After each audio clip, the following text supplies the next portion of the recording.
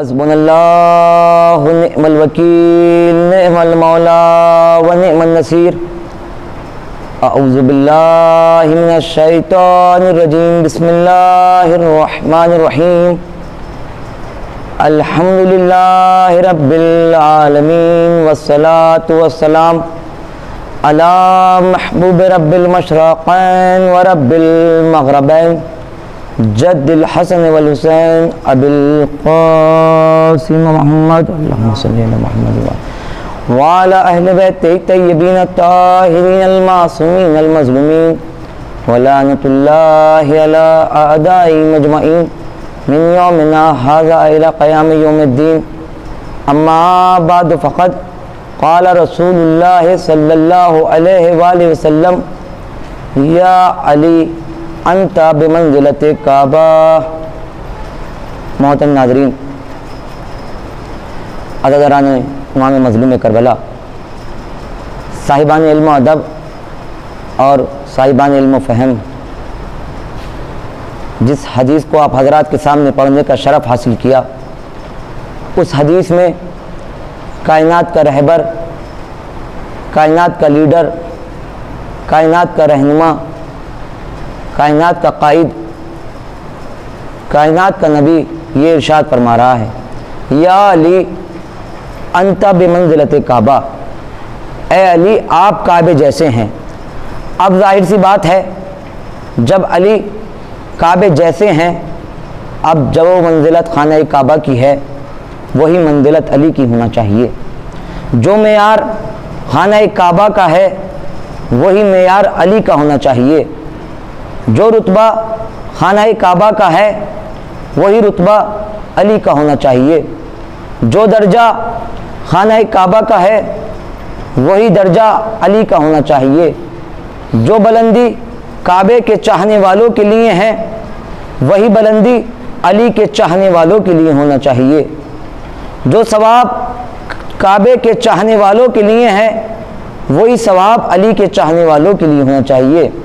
جو عذاب دشمن کعبہ کے لیے ہیں وہی عذاب دشمن علی کے لیے ہونا چاہیے۔ محترم ناظرین، عزاداران امام مظلوم کربلا، میں آپ کو ایک عظیم واقعے کی طرف لے کر چلتا ہوں کہ جب ابرہہ ہاتھیوں کا لشکر لے کر خانہ کعبہ کو منہدم کرنے کے لیے، خانہ کعبہ کو مسمار کرنے کے لیے، خانہ کعبہ کو پائمال کرنے کے لیے، خانہ کعبہ کو روننے کے لیے مکے میں آیا تو سارے مکے والے ابرہہ سے ڈر کر، ابرہہ سے گھبرا کر مکے سے بھاگ گئے۔ اب بچا کون؟ وہی جو محافظ خانہ کعبہ تھا، جناب عبد المطلب بچے۔ جناب عبد المطلب نے بارگاہ پروردگار میں دعا کی، پروردگار کعبہ تیرا گھر ہے، تو اپنے گھر کی آپ حفاظت فرما۔ اسی وقت کسی نے جناب عبد المطلب کو یہ خبر دی کہ تمہارے کچھ اونٹوں کو ابرہہ نے پکڑ لیا ہے، تمہارے کچھ اونٹوں کو ابرہہ نے گرفتار کر لیا ہے۔ جناب عبد المطلب نے اس بات کو سنا، سننے کے بعد ابرہہ کے پاس گئے، دیکھا ابرہہ تخت کے اوپر بیٹھا ہوا تھا۔ جیسے ہی اس نے جناب عبد المطلب کو آتے ہوئے دیکھا، ابرہہ تخت سے اٹھا اور اٹھنے کے بعد زمین پر آ کر بیٹھ گیا۔ اب جناب عبد المطلب میں اور ابرہہ میں گفتگو ہو رہی ہے، جناب عبد المطلب میں اور ابرہہ میں باتیں ہو رہی ہیں۔ ابرہہ یہ سوچ رہا ہے عبد المطلب مجھ سے خدا کے گھر کے بارے میں کوئی سوال کریں گے، مجھ سے اللہ کے گھر کے بارے میں کچھ پوچھیں گے، مجھ سے اللہ کے گھر کے بارے میں کچھ معلومات کریں گے۔ ایک مرتبہ جناب عبد المطلب نے ابرہہ سے کہا، ابرہہ میں نے سنا ہے کہ تو نے میرے کچھ اونٹوں کو پکڑ لیا ہے، میں نے سنا ہے کہ تو نے میرے کچھ اونٹوں کو گرفتار کر لیا ہے۔ ابرہہ یہ بات سن کر تعجب میں پڑ گیا، چونک گیا، اور چونکنے کے بعد ایک جملہ کہتا ہے، عبد المطلب میں تو یہ سوچ رہا تھا کہ تم خدا کے گھر کے بارے میں مجھ سے سوال کرو گے، تم اللہ کے گھر کے بارے میں مجھ سے پوچھو گے، یہ تو بڑی عجیب و غریب بات ہے۔ کہ تم خدا کے گھر کے بارے میں مجھ سے کوئی سوال نہیں کر رہے ہو، اپنے مال کے بارے میں مجھ سے پوچھ رہے ہو، اپنے مال کے بارے میں مجھ سے دریافت کر رہے ہو۔ ایک مرتبہ جناب عبد المطلب نے تاریخی جملہ کہا، ابرہا اونٹ میرے ہیں اس لیے تجھ سے معلوم کر رہا ہوں، کعبہ جس کا گھر ہے وہ اپنے گھر کی آپ حفاظت کر لے گا۔ جناب عبد المطلب نے یہ جملہ کہا اور کہنے کے بعد وہاں سے چلے۔ اب ابرہا نے یہ حکم دیا کہ خانہ کعبہ کو ڈھا دیا جائے، خانہ کعبہ کو مسمار کر دیا جائے، خانہ کعبہ کو پائمال کر دیا جائے، خانہ کعبہ کو رون دیا جائے۔ اب ابرہا کا لشکر، اب ہاتھیوں کا لشکر خانہ کعبہ کو ڈھانے کے لیے، خانہ کعبہ کو مسمار کرنے کے لیے، خانہ کعبہ کو پائمال کرنے کے لیے، خانہ کعبہ کو روننے کے لیے کعبے کی طرف چلا، کعبے کی طرف بڑھا۔ ایک مرتبہ جناب عبد المطلب نے اپنے بیٹے ابو طالب سے کہا، میرے لال ابو طالب جاؤ، جا کر دیکھو کہ اللہ کی نصرت آتی ہے کہ نہیں آتی، اللہ کی مدد آتی ہے کہ نہیں آتی۔ تاریخ نے لکھا جناب ابو طالب ایک پہاڑ کی چوٹی پر چڑھ گئے اور چڑھنے کے بعد ایک صدا بلند کی، بابا جان سیاہ گھٹا آ رہی ہے، بابا جان کالی گھٹا آ رہی ہے۔ مرتبہ جناب عبد المطلب نے کہا، ابو طالب اتر آؤ، ابو طالب زمین پر آ جاؤ، اس لیے کہ اللہ کی نصرت آ گئی، اللہ کی مدد آ گئی۔ تاریخ نے لکھا کہ ابابیلوں کا بہت بڑا لشکر آیا، اور ایسے ہی نہیں آیا بلکہ ہر ابابیل کے پنجوں میں، ہر ابابیل کی چوچ میں کچھ چھوٹے چھوٹے پتھر تھے، کچھ چھوٹی چھوٹی کنکریاں تھیں۔ اب جو ابابیل کے لشکر نے ہاتھیوں کے لشکر پر یہ چھوٹے چھوٹے پتھر برسانا شروع کیے تو قرآن کہتا ہے کہ ہاتھیوں کا لشکر ایسے ہو گیا جیسے چبایا ہوا بھوسا۔ محترم ناظرین، یہ تھا دشمن کعبہ کا عذاب۔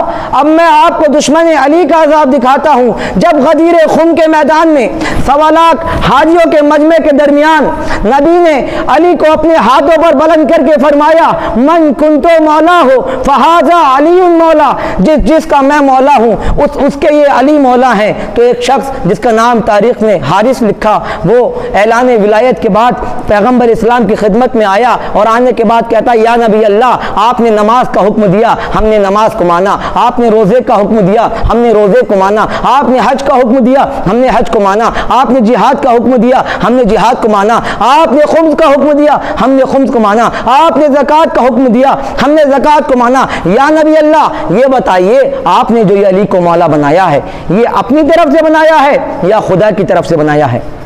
یہ جملہ کہنے کے بعد ایک اور جملہ کہتا ہے، یا نبی اللہ، اگر آپ نے علی کو مولا اپنی طرف سے بنایا ہے تو آپ پر عذاب نازل ہو، اگر آپ نے علی کو مولا خدا کی طرف سے بنایا ہے تو مجھ پر عذاب نازل ہو۔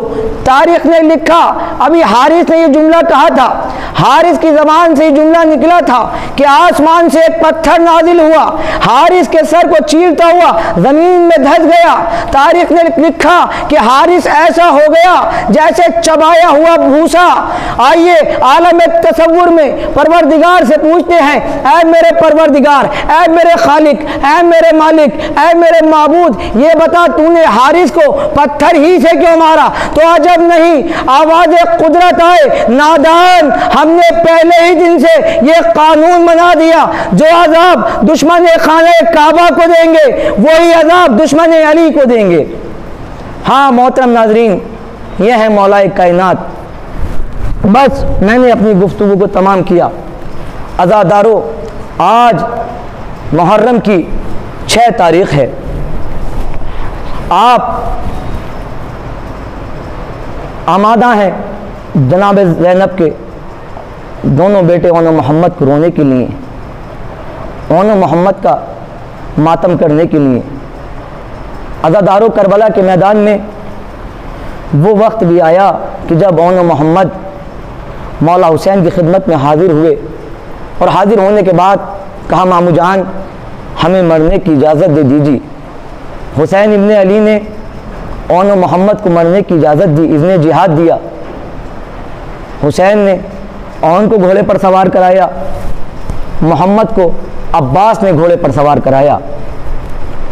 عزادارو، اون و محمد میدان جنگ کی طرف چلے، چلتے چلتے ایک بھائی نے دوسرے بھائی سے کہا بھائی میں میمنہ پر حملہ کرتا ہوں، تم میسرہ پر حملہ کرنا، پھر دونوں بھائی مل کر قلب لشکر پر حملہ کریں گے۔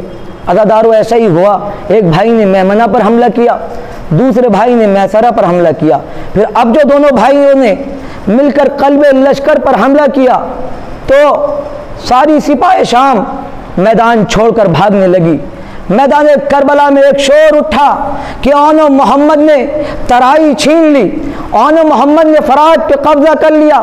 جیسے یہ خبر جناب زینب کے کانوں تک پہنچی، ایک مرتبہ شہزادی نے تڑپ کے ایک جملہ کہا، اے آن و محمد اگر تم نے آج پانی پی لیا یہ زینب دودھ نہ بخشے گی۔ عزادارو ادھر اشقیاء آپس میں کہتے ہیں یہ ایسے قابو میں نہیں آئیں گے، یہ حیدر کرار کے نواسے ہیں، یہ جعفر طیار کے پوتے ہیں، یہ عباس دلاور کے بھانجے ہیں، سب مل کر حملہ کرو، سب مل کر انہیں مارو۔ بس اتنا کہنا تھا کہ بھاگی ہوئی فوجیں پلٹی، کسی نے تیر مارے، کسی نے نیزے مارے، کسی نے پتھر مارے۔ اونو محمد گھوڑے پہ نہ سنبھل سکے، زین سے زمین پر تشریف لائے، آواز دی مامو جان ہماری مدد کو آئیے، اے مامو جان ہم گر گئے۔ ہائے جزاک اللہ، خدا کوئی غم نہ دے سوائے غم اہل بیت کے۔ حسین و عباس نے اس آواز کو سنا، دونوں مقتل کی طرف دوڑے۔ عزادارو خدا دشمن کو بھی یہ منظر نہ دکھائے جو عباس دلاور نے اور حسین ابن علی نے میدان کربلا پر دیکھا۔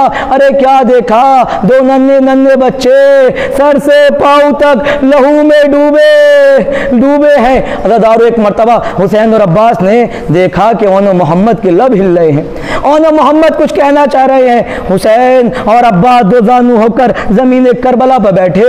ایک مرتبہ حسین نے اپنا کان اون کے لبوں پہ رکھا، عباس دلاور نے اپنا کان محمد کے لبوں پر رکھا۔ ایک مرتبہ دونوں ننھے ننھے بچوں نے ننھے ننھے ہاتھ اٹھائے، اون نے حسین کے سر پہ ہاتھ رکھا، محمد نے عباس دلاور کے سر پہ ہاتھ رکھ کے کہا مامو جان آپ کے سر کی قسم ہم ترائی پر ضرور گئے تھے، مامو جان ہماری اماں سے کہہ دینا ہم پیاسے ہیں، ہم نے باجی نہیں پیا۔ ہائے جزاک اللہ۔ عزادارو اونو محمد نے اتنا کہا، روح جنت کو پرواز کر گئی۔ حسین و عباس نے اونو محمد کے لاشیں اٹھائے، لاشیں لے کر خیمے میں آئے۔ ساری بیویوں نے اونو محمد کا ماتم کیا، واہ اونو محمد آ، واہ غربت آ، واہ مصیبت آ۔ مگر مقتل نے لکھا جناب زینب نے اونو محمد کا ماتم نہیں کیا، شہزادی اونو محمد پر نہیں روئی، مگر جب یہی لٹا ہوا قافلہ زندان شام سے چھوٹ کر مدینے میں آیا، علی کی بیٹی اپنے گھر میں داخل ہوئی اور اس حجرے میں گئی جس میں اونو محمد سوتے تھے، جس میں اونو محمد رہتے تھے۔ ایک مرتبہ زینب کی نظر دو چھوٹے چھوٹے مسلوں پہ پڑی، ماں کا دل بھر آیا، آنکھوں سے اشک جاری ہوئے، کربلا کا رخ کیا، اے اونو محمد مجھے معاف کرنا، میں تمہیں جی بھر کے نہ رو سکی۔ انا للہ و انا الیہ راجعون، رضا بقضاء و تسلیما لامرہ، الا لعنۃ اللہ علی القوم الظالمین۔